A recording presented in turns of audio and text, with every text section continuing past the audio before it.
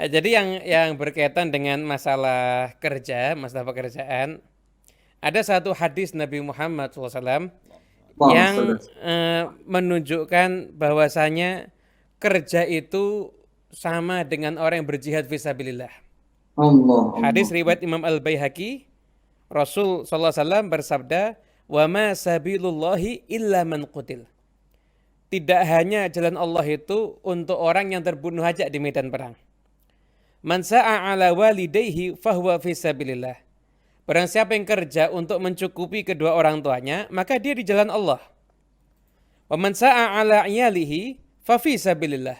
Barang siapa yang kerja untuk menafkahi anak-anaknya atau tanggungannya, pembantunya, kerabatnya, maka dia di jalan Allah.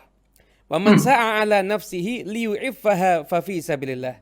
Barang siapa yang kerja untuk dirinya agar dia itu jadi orang yang kuat, yang maksudnya nggak harus minta-minta sama orang lain, punya harga diri, maka yang seperti itu juga termasuk dalam golongan fisabilillah di jalan Hmm. Allah Subhanahu wa taala sebagaimana orang yang berjihad. Ila akhiril hadis, sampai akhir hadis, hadis riwayat Imam Al-Baihaqi. Jadi intinya yang namanya ibadah itu kan bukan hanya sekedar ritual-ritual, namun juga penting untuk sama-sama kita perhatikan yaitu tentang ibadah sosial. Nah, bahkan Ibadah ada sosial. satu kitab, ini kitab sudah diterjemahkan sama Habib Novel. Ini Habib Novel waktu itu belajar kitab ini langsung sama Habib Anis. Ya, Us. judulnya Idhahul Asrar Ulumil Muqarrabin. Hmm. Menyingkap rahasia ilmu para wali. Ini kitab, uniknya kitab ini Ustaz, ini kitab pegangan Habib Abdullah Al-Haddad. Jadi dulu Habib Abdullah Al-Haddad kalau baca kitab ini hatam diulang lagi, hatam diulang lagi, hatam diulang lagi.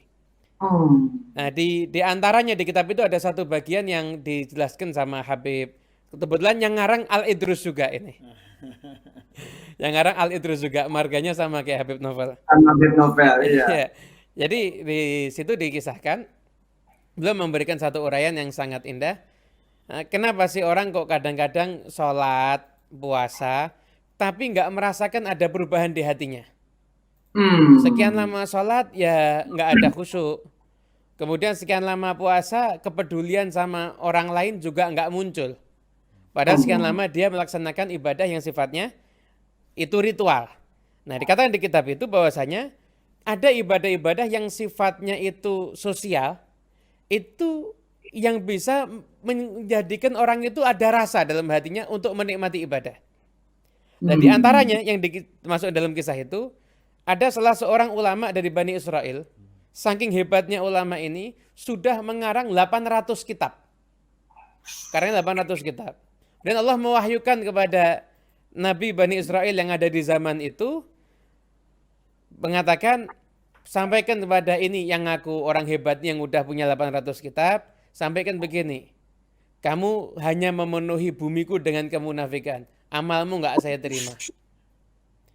Akhirnya orang ini ketika dapat kabar dari Nabi itu, karena orang soleh, ulama dia, pingsan. Saya Takut. salah apa? Saya salah apa? Takut dia. Akhirnya dia pergi menyendiri ibadah. Sekian lama ibadah, Allah mewahyukan lagi pada Nabi Bani Israel itu, suruh nyampaikan lagi, sampaikan sama dia belum dapat ridhoku. Dia itu belum dapat ridhoku. Nulis Itu salah, bersepi-sepi salah juga. sepi-sepi salah juga. Akhirnya setelah itu dia dapat ilham. Ternyata suruh ke pasar. Sampai di pasar dia suruh Ah. dagang, suruh kumpul sama orang miskin. Suruh kumpul sama orang-orang yang lemah, suruh nolong-nolong orang.